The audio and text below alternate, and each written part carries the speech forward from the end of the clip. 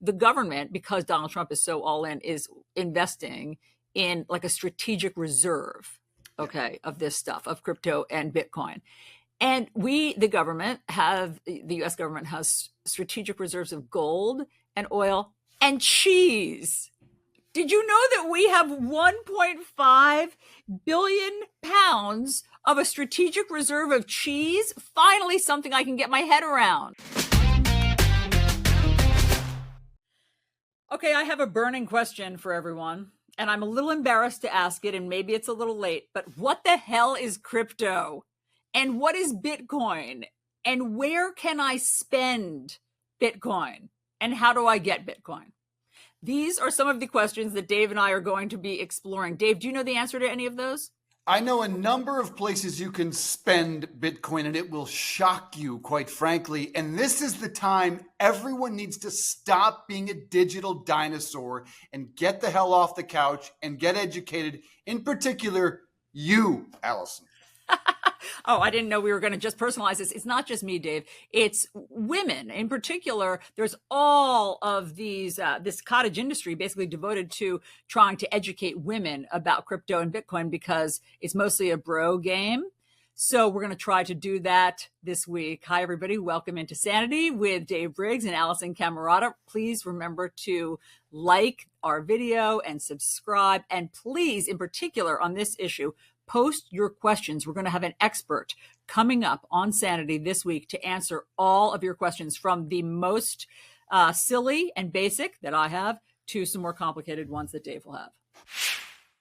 I don't know about you, but there seems to always be one major global story or development in our world that I am actively avoiding learning about because I hope it will just go away. And for me, for the past year, that has been crypto and Bitcoin. I don't understand it. I was hoping it was a fad that would go away, but it appears to be here to stay. Do you have your head around it? I have crypto FOMO. I have long had Bitcoin FOMO, not for the last year, but probably for the last 10 years, since a close friend of mine sat down and begged me to buy Bitcoin, at which point I probably wouldn't be sitting here with you. I'd actually be retired.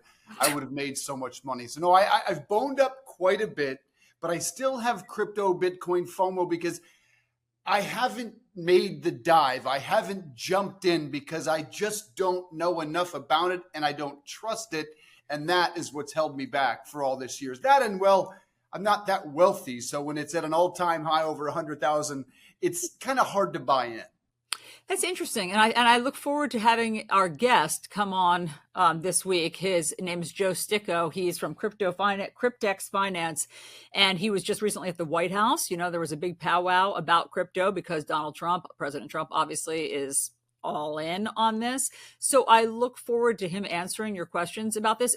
As I understand it, I just had to myself bone up for this week that we're going to be doing, you and I understand it's supposed to be about 5% or less of your investment portfolio. So I think you can still get in a little bit, but I don't even understand how much it costs, why we should get in. I mean, what's wrong with good old fashioned cash and credit cards? Why aren't we just going to use that for the rest of our lives? I don't even understand at that level of crypto.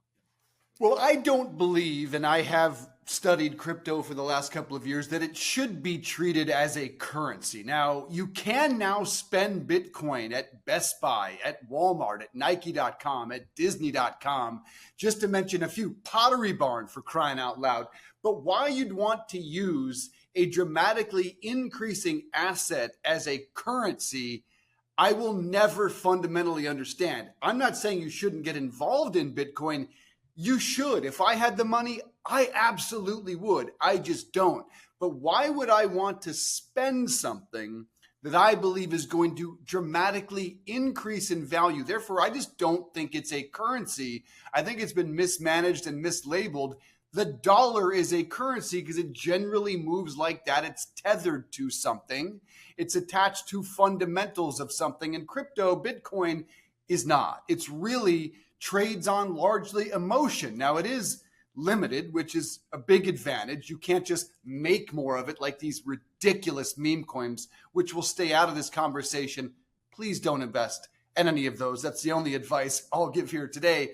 But I just don't understand how it's a currency. Is it a tech stock? It trades more like that, more like a tech stock. And look at the numbers. It went up 60% in 2021. It went down 60% in 2022. And then it more than doubled in 2023. That's hard to treat something with that volatility as a currency. Frankly, impossible. Well, it sounds like you have some good questions for our expert coming up because you've posed it perfectly. And by the way, if it's that volatile, I mean, it's hard to encourage people to invest in it. You have to have a lot of intestinal fortitude to invest in something like that. But it's funny, Dave, that you bring up Pottery Barn, because that too, when I was just trying to research this, that was what stuck out in my mind too. I was like, oh, if we can use Bitcoin at Pottery Barn, it really has become commonplace. Like I now need to know about it. If Pottery Barn is basically our like gold standard of when it's become common, ubiquitous. So that's what got my attention too. Well, another thing that I found out in my research, and I think you'll appreciate this. Do you know? Okay, so the government, because Donald Trump is so all in, is investing in like a strategic reserve, okay, of this stuff, of crypto and Bitcoin. And the U.S. government has strategic reserves of gold and oil and cheese.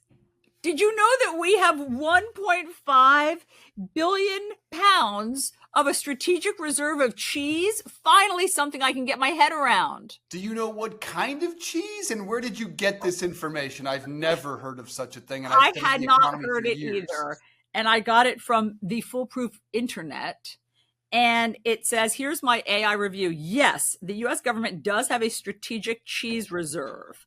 The surplus, which has reached 1.4 billion pounds, is primarily stored in Missouri. It doesn't say if it's like Camembert or like a delicious, goat cheese or a blue cheese. But either way, I'm excited about We'll this. get back to Bitcoin in a sec. If you had one cheese you could eat for the rest of your life, what is it? Manchego. Wow, you are a fancy pants. Okay. And what's yours, Velveeta? Well, it would have to be mozzarella because I need pizza. I mean, it's not my favorite cheese, but I can't live without pizza. Number two would be cheddar. I do love a nice aged Gouda, though. If it's nice and hard. It is good. Gouda It is Gouda. Really I agree, good. Dave. I'm so glad you brought this up. I think Joe Sticco will know about cheese also when we bring him on later this week, because I think he's a good Italian boy. So I think that he'll know about this that we could ask about. Well, the reason you matter, and I mean you in terms of your demo, I think is the most important audience right now in Bitcoin, because the numbers say it's a 65-35 gain men to women. I don't believe that at all. I've been to Bitcoin conferences. It's like 90-10.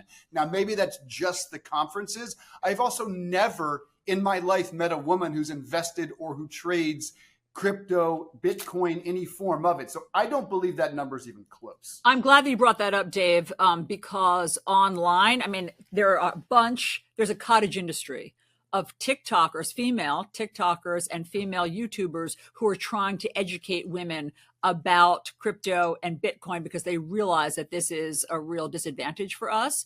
We tend to turn away from it. So there's a whole movement to educate women, and I'm happy to be a part of this. It's time for me to get educated about it. So not just women, but your demographic, your age group as well is the young slowest women, very adopter. Young. It's actually it decreases the older you get in terms of ownership, and that you would expect.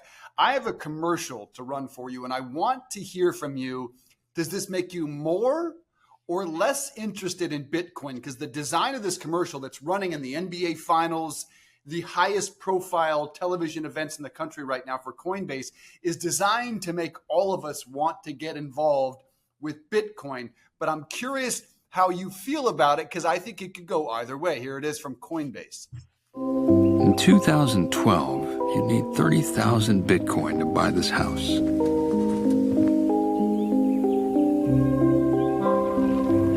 A decade later, it had only cost you 20 Bitcoin. And today, it could be yours for 5. If home prices keep falling in Bitcoin, why do they keep rising in dollars? Okay, it's a delicate balance to get those of us off the sidelines in the game. What does that do for you? That got my attention. That got my attention. There's also a Wizard of Oz element to it that I'm not sure if the house is going to like spin away in a twister, but it got my attention.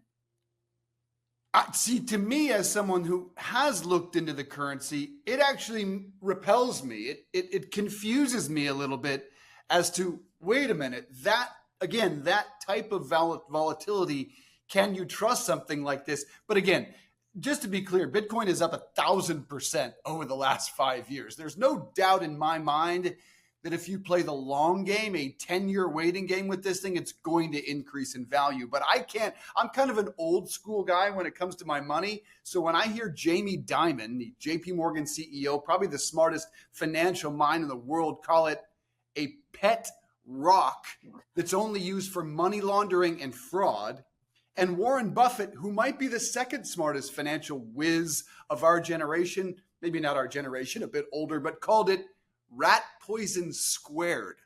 Arguably the two most successful financial minds of the last 20 or 30 years.